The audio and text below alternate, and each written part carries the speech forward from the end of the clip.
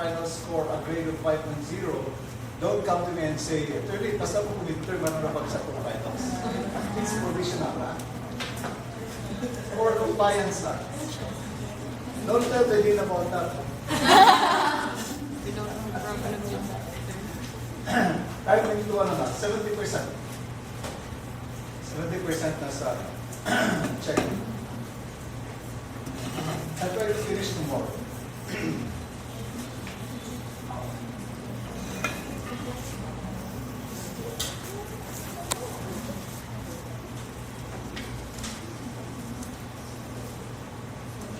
Okay, limited appointments. Number one, of course, is nepotism. Nepotism is when the appointing authority appoints somebody related to him with the third civil degree of consent here. And of course, take out the exceptions there. Whether physicians, military, and reform public school teachers, on the ground that these are actually hard to find. So, pwede. If the Civil Service Commission would say, pwede, despite the nepotistic character, that can be done without offending the law. However, when you say nepotism class, it's not only limited to the appointing authority. It also applies to the recommending authority and also the supervising authority. Recommending class meaning, di ba, apply ka sa government. There is such a thing as PSB, Personal Selection Board. So for example, ang i-apply silang Bao, silang Lorraine, Maria, Julia, and Bernie. They applied and they will be subject to the Personal Selection Board. Okay, so evaluate ilang credentials, ilang experience, ilang education, civil service eligibility, and performance in interview and written exam. Okay, so that is what if ang imong father is part of the recommending authority or the part of the PSB, it cannot be appointed. However, ang kanang mo na itong supervising nepotism, anang lita, si Z and Dale. Okay? Z and Dale, no problem, Dale appointed Z. Okay? So no problem at all. Pero after a year, they get married. So that is subsequent. Okay, that is subsequent nepotism. So we need to nullify, avoid the appointment of Z on the ground that she has now become the wife of Dale. Not necessarily that any days we're going to transfer one of them elsewhere to avoid that supervision of an immediate member of the family. Di ba, class? However, in one case, what if the appointing authority is a collegial body? I think this is the case in the COMELEC before, no? I think COMELEC or CHR. Because ang appointing body niya, class, are the commissioners, okay? So, collegial body siya. However, what happened there was, ang ilang niya appoint is the daughter of one of the commissioners. Karon, ang commissioner ni Munsana, to avoid the nepotistic character of the appointment, I'm going to inhibit from the process. Wa siya mapil sa process, wa siya mapil sa appointment. But the Supreme Court voided the appointment on the ground that even if you inhibited yourself from the process of the appointment, it does not cure the nepotistic character of the appointment. Because, ang sa Supreme Court, even if wala kang appeal, kanang nabiling ng commissioners are so close to you. So, maikog sila to not appoint your daughter. So, appeal gihapon na sa position. Di ba? Nepotism. Incompatible office. Kaning incompatible office class, it's when you are to be appointed concurrently in two different jurisdiction or two different positions. Pero, the lower position and the higher position, okay, the lower position actually is subject to the review of the higher position. So you cannot be appointed to both, otherwise you will be constrained to review your own decision and that cannot be allowed. You follow? Then dual or multiple offices, okay, what's the background to this? During the time of Marcos Sr., what happened was his cronies, including the First Lady, actually occupied or were appointed to multiple positions in the government. In fact, one of them occupied or was appointed to 29 positions at the same time. Imelda Marcos occupied 15 to 17 positions at the same time. And so he comes the 1987 Consti saying that kung sa mga nanagdagan kayo bumitan ako sa katao ng position at the same time, multiple positions. It's like, do we lack for people qualified to serve the government? Sila na lang yun.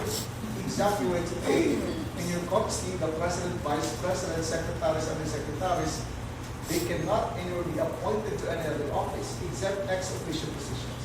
Okay, by virtue of office pwede, but not so far as other offices are concerned. In other words, class, you cannot monopolize appointment to the government. Okay? And imagine na po, di ba? Kaya po ba niyo? Two continent positions at the same time? Diba? But of course, it happened during the time of Marcos. Marcos Sr., we're talking about Marcos Sr. Then, forbidden office. What if si Jan is here? Jan, from where are you, Jan? Zamboanga. Which part of Zamboanga? Sibugay? Sibugay. Okay. Is that Chabacano speaking? Okay. So Zamboanga, Sibugay. What if si Jan is district rep of Zamboanga, Sibugay? Karon, when you were in your incumbency as district rep, you proposed a bill. Let's just say the bill is the creation of Department of Culture. Okay? Before class, that was Department of Education, Culture, and Sports. Karon lang na lang. So, I think before it was NEX, Ministry of Education, Culture, and Sports, then DEX, naapta na ko DEX, naapta ni Galyong NEX.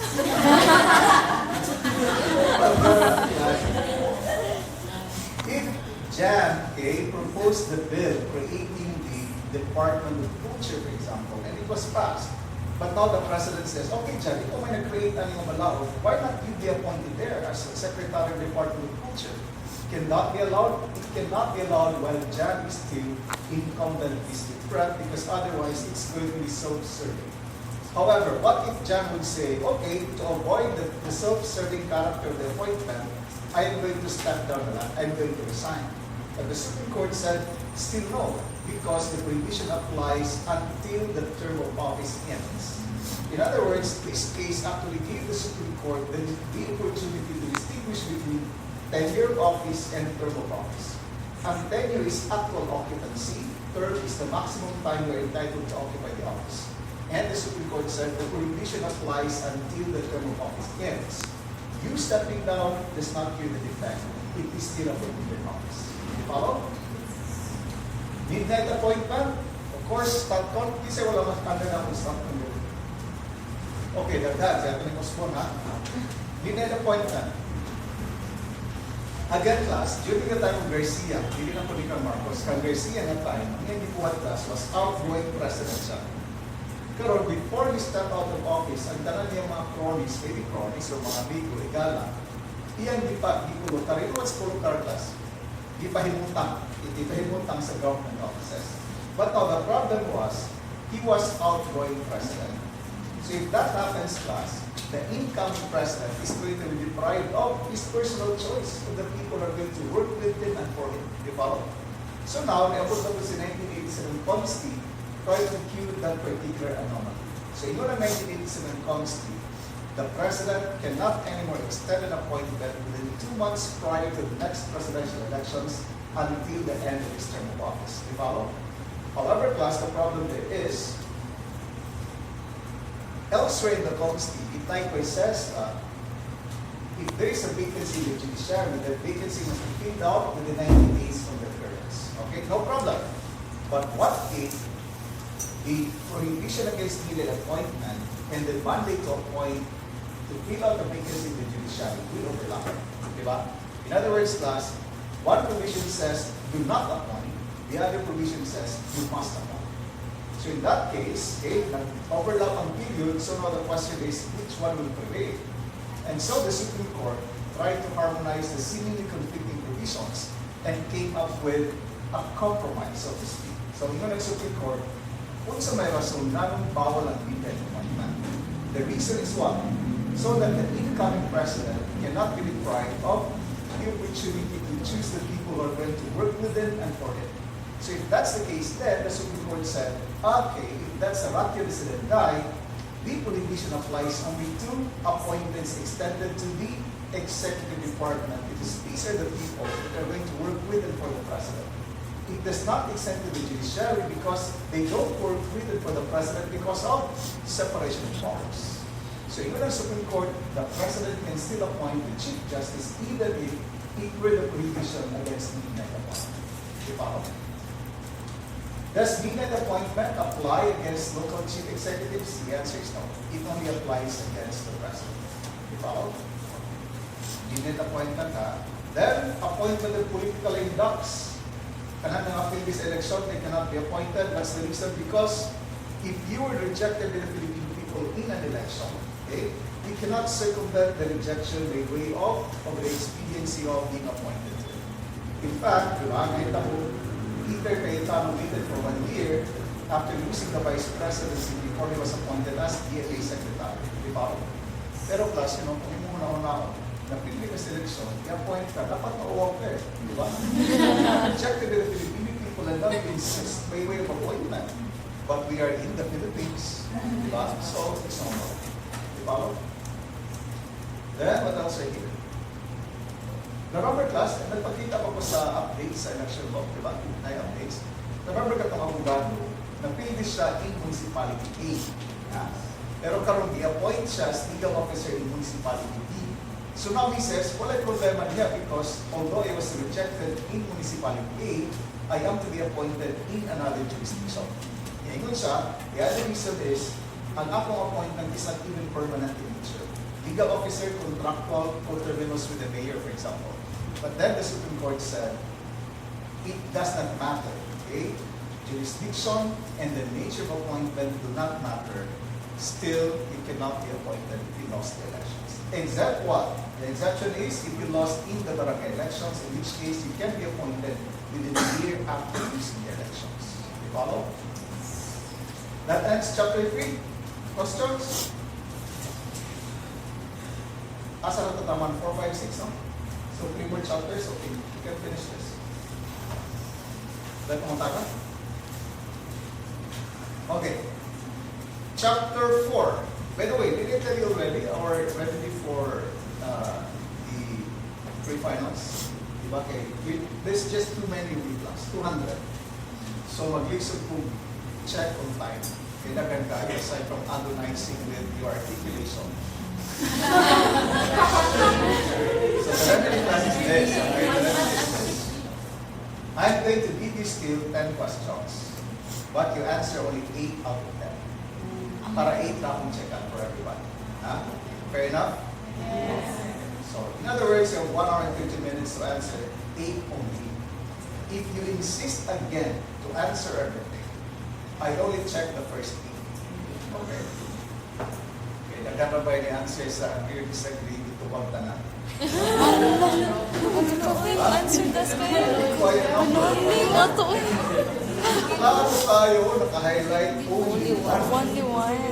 In fact, class, I had to review the question again because I thought, kasi wala akong only one. Tingnan yung nagay ni In case ka sayop ba? Next. So for those who answered, itong agree or disagree part, hindi dito pagtanan, I only check the first one. Okay. The first one, alright. Okay. Chapter 4, accountability of public officers. Okay, take note again, okay? Your consti is the only consti probably in the world that devotes an entire article to public accountability. Diba class? We always say this. Your consti is written in response to the abuses of the Marcos administration. So it speaks volumes about the extent of corruption during his time. So muna ang consti framers devoted an entire article for accountability of public officers. Take note kasi, it says there, if you're a public officer, you're accountable to the people at all times. In other words, you cannot say that, okay, 5 o'clock I leave the office, I now become a private person. Not necessarily because your incumbency, either appointed